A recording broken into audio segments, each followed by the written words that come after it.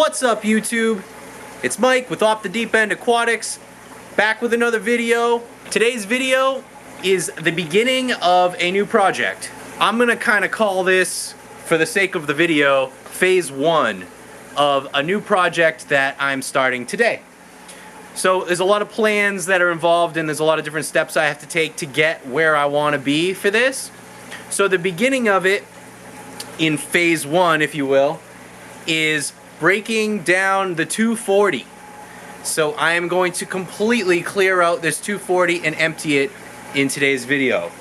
So there's a lot of fish in it, they're pretty big, I gotta move them around. Basically I'm putting all the fish into the 180. I gotta move a couple of those fish out and that's pretty much it. So moving all of the fish here from this 240 gallon acrylic tank to the 180 gallon tank. And you're probably like, well, okay, that is a mega downgrade and they're already kind of big for a 240. Well, yes, but there is a master plan and this is just one of the steps involved, is moving the fish temporarily. To start, I'm gonna drain this as much as possible with my water change hose with the drain line that I made. I'm gonna drain this as much as possible before I catch any fish and then take all the decorations out, move them over to the 180. Actually, to start, I need to move some fish out of this 180. I'm gonna leave the gar and I'm going to leave my hybrid cat over here, and I'm gonna move these two Hopalo cats to the 220. And this guy I haven't figured out what I'm gonna do. This is one of my peacock bass that I had moved to the 1100 and he was getting picked on pretty bad, so I had to move him out. He's been doing great in here, but he's still not like fully 100 yet. So he eats great and everything, but I don't know. So I think I'm gonna leave him in there for now and see how he does. If I have to, I will move him to my quarantine tank, the 55. I do have that open if I need it, so.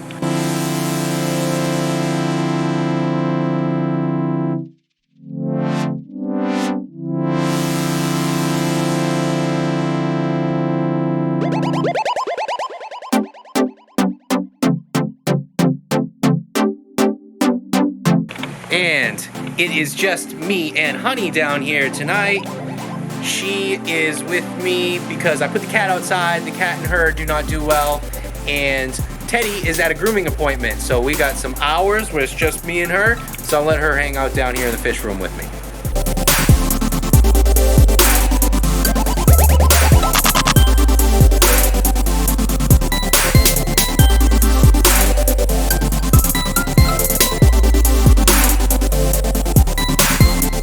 Okay, we are down to the fish catching level.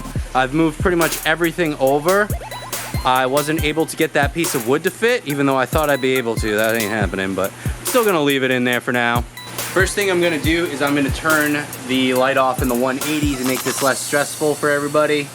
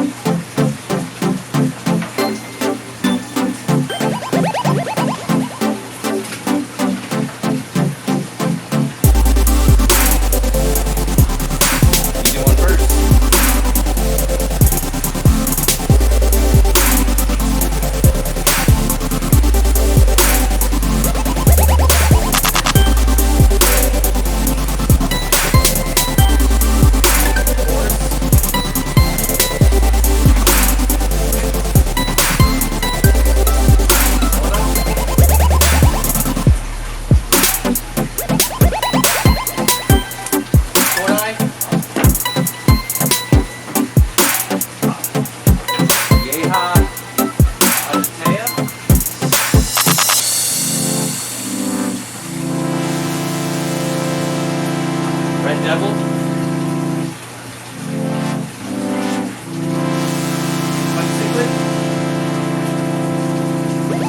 That is it for the fish.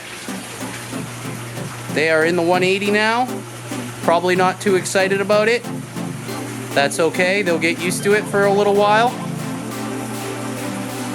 Now I gotta drain this the rest of the way, move a bunch of filtration around. That is still draining, but now I have to drain it the slow way because I don't want to connect the second hose.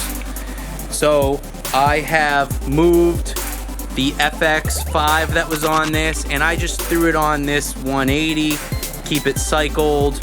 I do think there's plenty of filtration on that, but this will certainly help the transition, having that on there.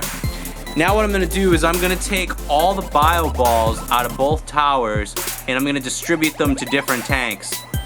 So I wanna keep this media cycled is the goal. So I have all of these blue colored bio balls out. The other half of that chamber is black ones, and it was driving me crazy that they weren't all the same color. So I'm separating them now while I have the chance, and I actually have a bunch more of these blue ones, so I can make 2 full towers of the blue. I know it's a little anal to care about the color, but I care, so that's what I'm doing. And I'm gonna move all these to the same sump. I'm gonna move them to Pinky's sump. So I've got pretty much everything drained now. Got all the media moved, all the fish moved. Everything seems to be doing just fine. So for now, they will have a temporary spot in that 180. Emptied everything, completely took all the plumbing apart.